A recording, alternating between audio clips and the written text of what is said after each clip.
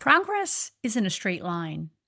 It's recursive, it's polar, and under pressure, it can bend backward. We imagine growth as a forward motion, but sometimes when capacity is exceeded, something else takes over. We don't rise to the occasion. We return to what's familiar. Old habits, old identities, old structures. Not randomly, predictably. Because regression isn't the opposite of growth, it's part of the pattern. A system under strain doesn't invent something new, it recurses to what it already knows. Regression sometimes gets a bad rap, seen as failure. But if we can recognize the pattern while we're inside it, it can help us to understand ourselves and to work with where we are more skillfully.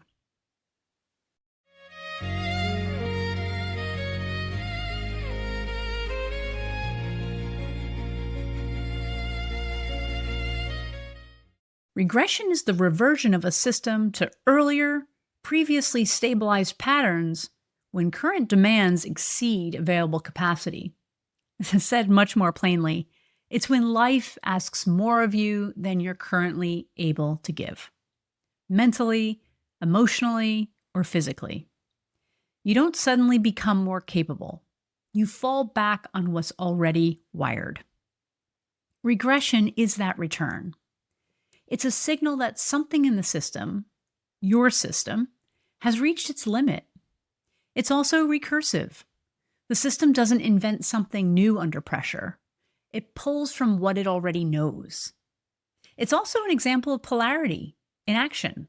Regression has us move from a state of expansion toward contraction, from openness, flexibility, and creativity toward certainty, habit, and control. So regression isn't failure. It's what any system does when it's operating beyond its capacity. You can feel this in your body if you pay attention. There are moments when you're clear, thoughtful, measured. You can hold complexity very easily. You can consider multiple perspectives. And then something happens and things shift. Maybe a comment lands wrong. An email comes in, a conversation escalates, and suddenly your range narrows. You're not as patient as you were, not as thoughtful or as open. That's not random. That's your nervous system reallocating energy. When load exceeds your capacity to regulate, the prefrontal cortex, the part responsible for reasoning and reflection, goes offline. The limbic system takes over. And if the pressure continues, you drop into more primitive survival responses. This can look like overreaction or irrational behavior.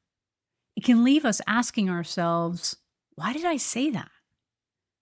When this happens, it's our system prioritizing survival over complexity. Regression at this level is efficient. It's not trying to be right, it's trying to be fast. In psychology, this has been observed for a long time. Sigmund Freud described regression as a return to earlier developmental strategies, ways of coping that were learned at a different stage of life. And you can see how practical that is. If something worked once, especially under stress, it gets encoded. So when a similar feeling or condition arises, the system doesn't pause and evaluate all the possible options. It retrieves, going back to what's available. From a systems perspective, this makes sense. All systems oscillate between expansion and contraction. Expansion allows for growth, novelty, innovation. Contraction stabilizes. It simplifies. It protects. Regression is what happens when the system moves too far into expansion without enough coherence to sustain it. It contracts, not as failure, but as a correction. Sigmund Freud's protege, psychologist Carl Jung, didn't see regression as inherently negative. He saw it as a process, and one that can often precede transformation. It can be a return to something unresolved or unintegrated that needs to be brought forward precisely so you can release it and move forward. In Buddhism, suffering isn't just about external conditions. It's about what the mind does under pressure. It contracts. It grasps for certainty. It pushes away discomfort. Awareness narrows. In Taoism, there's a recognition that imbalance creates compensatory movement. When something extends too far in one direction, it naturally swings back. Overextension leads to collapse, not as punishment, but as rebalancing. When we look at history, it's easy to tell a story of steady progress. More knowledge, more freedom, more connection. But history doesn't actually move in a straight line. It moves in cycles. Take Europe, for example. After the collapse of the Western Roman Empire, systems fragmented, trade declined, governance localized, complexity reduced. And then, centuries later, the Renaissance and Enlightenment marked a re-expansion. Science accelerated, ideas opened, new forms of government began to emerge. Another clear example comes from the 20th century. After the First World War, there was a push toward international cooperation, but under economic collapse and social instability, many societies regressed. Democracies gave way to authoritarian regimes. Power centralized. Identity hardened. And after the Second World War, systems expanded again. Global cooperation increased, institutions formed, economies rebuilt. The pattern repeats. Not because societies are failing, but because they are under pressure, societies behave like any system. They don't invent entirely new ways of operating in the moment. They return to what feels more stable, more controllable, more certain. Stronger authority, clearer boundaries, simpler narratives. So regression at scale isn't random. It's the system reverting to earlier governance and identity structures under threat. And while that can stabilize things in the short term, it often reduces the system's ability to adapt in the long term. At the individual level, regression often doesn't look dramatic. It looks subtle. It looks like saying something sharper than you intended, avoiding a conversation that you know you should have, getting defensive when you'd normally stay open. It's a loss of range, and that's important because growth isn't about becoming someone else. It's about expanding your range of response. Regression is the opposite of that. It narrows your options. So instead of choosing the best response, you default to the most familiar one. And in that moment, you're not responding as who you are today. You're responding as a version of you that learned that pattern under different conditions. If you heard or watched episode 21 on emergence, you may remember the story I told about a former coaching client named Barry who hired me to help him transition to a more senior role in finance. Barry had gone through an amicable divorce 2 years prior and had begun reconnecting with an old fraternity brother, Arnie, who was also single. Now a bachelor, Barry and Arnie frequently indulged in happy hours, grabbing quick dinners at bars, and transactional dating. Barry and Arnie's friendship thrived in college. Frat life, going out, having fun. During Barry's marriage, they barely saw each other. And after the divorce, Barry regressed back to the earlier dynamic. Going backwards helped him regain steady ground during a time when 2 major life changes had him feeling off balance and at emotional capacity. Barry recognized the pattern as he began to progress into a stronger state of awareness and inner capacity. The older version of himself naturally felt too small, and he steadily began to evolve into something new. Regression isn't failure. It's how we grow. And growth is rarely linear. It's recursive. We revisit earlier versions of ourselves, not to stay there, but to integrate them and move forward with more range.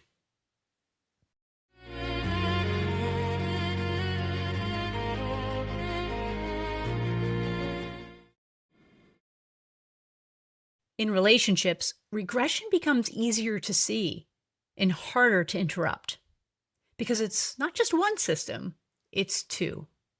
And when one person's capacity drops, it often triggers the other. You've probably experienced this. Maybe a conversation starts neutral. Something small shifts. Tone, wording, timing. One person tightens and the other reacts. And within minutes, you're no longer in the conversation you started. You're in a pattern. One person is pushing, the other is pulling away, or one is controlling and the other is resisting, and both feel justified. But what's actually happening is simpler. Both systems have lost capacity at the same time, and now they're co-regulating downward. This is where past attaches to present. You're not just responding to what's happening. You're responding to what it reminds you of. This happens in couples and family systems a lot. I want to tell you a story about a tenured manager at a large organization. Let's call him Charles.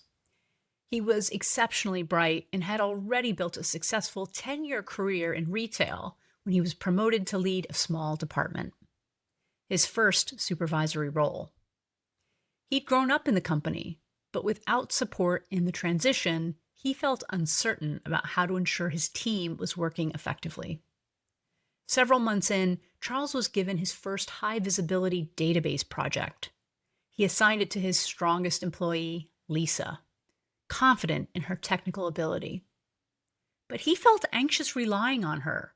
It was his first major deliverable as a manager. And that anxiety showed up as control. He checked in daily, often making unannounced visits to her cubicle.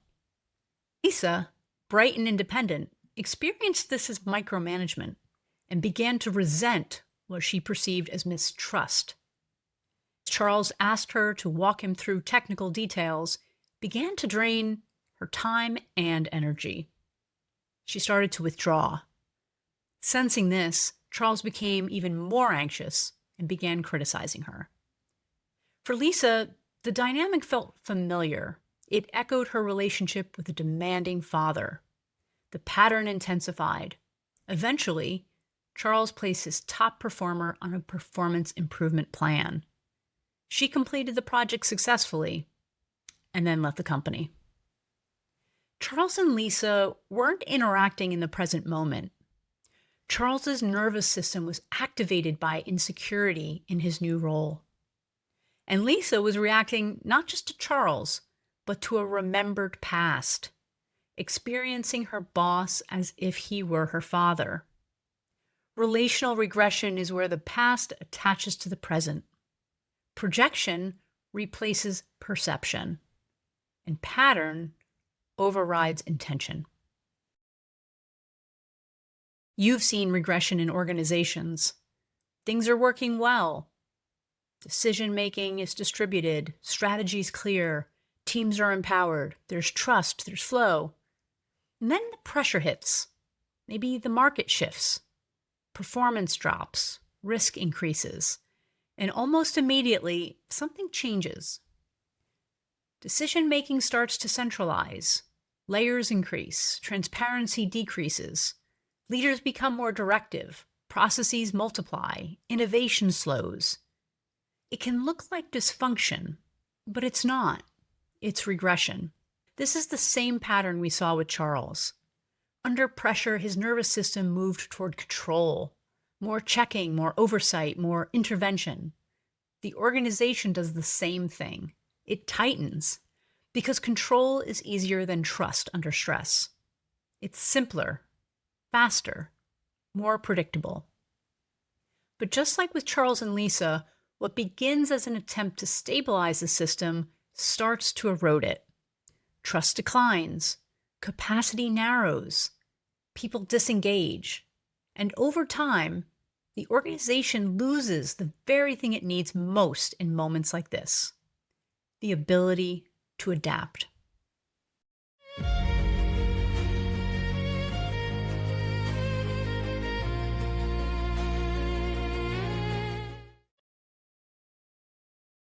Now, all of this sounds fine, a bit conceptual, really. The question is, how can we work with regression as a process to help us better understand ourselves and make skillful and intentional choices? I offer 3 practices which might help. Number 1, pattern recognition. It's absolutely normal when something unexpected or disappointing happens to us for us to react by thinking or saying, "Why is this happening?" That automatic response is one that reflects fear. And by the way, you may very well be, in fact, feeling fear. The next time you find yourself responding this way, try reframing the question to, "What pattern is this?" This puts you in a slightly more curious and open mindset. And this shift will help you to respond more quickly and with greater clarity than responding from a place of self-doubt. Take time to think this out in your head, or even out loud. Name what's going on. Maybe you actually say, "I'm aware that I'm regressing under some pressure here." This objective naming helps create greater awareness and keeps you from identifying with feelings that might distort your perception of yourself or the situation. Number 2, restore capacity before solving. Most people try to solve problems while they're in a process like regression. If you're feeling that you're at or over your current emotional capacity, it's so important that you get your nervous system back online first. Pause what you're doing. Hold off doing anything and get grounded. This might mean temporarily changing your environment and slowing your thoughts down first so you can regroup. The motion to regress gives us clues about what we need from ourselves. This wisdom will help you address challenges more skillfully. Number 3, upgrade what you regress to. You will regress. I will regress. It's human. The question is, to what? Maybe when you were little, your mom helped you deal with difficult feelings by buying you candy. Now as an adult, maybe you deal with a really bad day at work by eating a pint of ice cream. What if, just to start, you gave yourself a small piece of chocolate instead? And while you ate that chocolate, you took 10 minutes to breathe deeply and get your nervous system online. And maybe then you reminded yourself that you had a really bad day and that you were aware of a need to soothe yourself in ways that have worked before. Not only will this save you from eating a pint of ice cream, but it will help you to bring awareness to your feeling states. It'll help you to be more discerning and intentional about how you react to them. It will help you to know yourself better and to expand your capacity for growth and new ways of seeing and engaging with the world around you. Regression isn't a deviation from growth. It's part of the process of how growth stabilizes. Every system, and that includes us humans, has a threshold. When we move beyond our threshold, we aren't able to evolve forward. Sometimes we need to return, regroup, and stabilize ourselves so we can again move forward. Our work isn't to eliminate regression, it's to recognize when it's happening, to increase the capacity that prevents it, and to gradually reshape what you can return to when it does. Because in the end, you're not defined by how you perform when everything is working. You're defined by what you do when it isn't. I'm Mary Schaub. This is Fractals of Change, wishing you curiosity, presence, and flow.